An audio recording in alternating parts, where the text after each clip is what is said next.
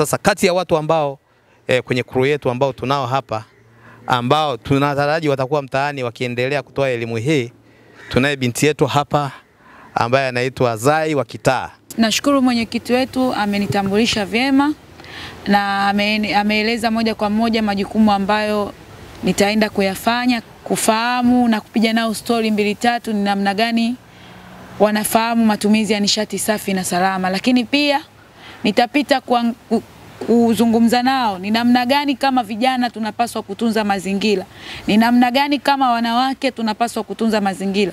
Kama inavyofahamika kwamba mwanamke ndio muangalizi wa kila kitu katika mazingira, kwa sababu muda mwingi anakuwa yuko jikoni, muda mwingi ndo anapaswa kuwa mtunzaji wa mazingira.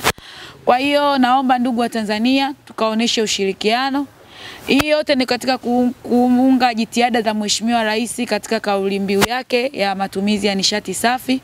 Hivyo naomba tuoneshe mapenzi ya dhati juu ya kauli ya Mheshimiwa Rais, lakini kama Watanzania tufahamu ni namna gani matumizi yao ya nishati safi na salama yanawezekana hata kwa Mtanzania wa hali ya chini anaweza kutumia matumizi ya nishati safi. Lakini pia na kufahamu ni namna gani kama Watanzania tunapaswa kutunza mazingira yetu ili kuweza kuwa na nishati safi na salama.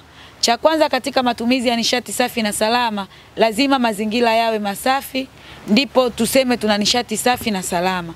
Hivyo ndugu wa Tanzania, tunaomba mkatuunge mkono, wadau mbalimbali wa mazingira mkatuunge mkono juu ya tausi wa nishati safi. Kwa hiyo tutafika katika mitaa, vijiwe, tunaomba mkatupokee, tunaomba mkatuoneshe ushirikiano vijana wenzangu.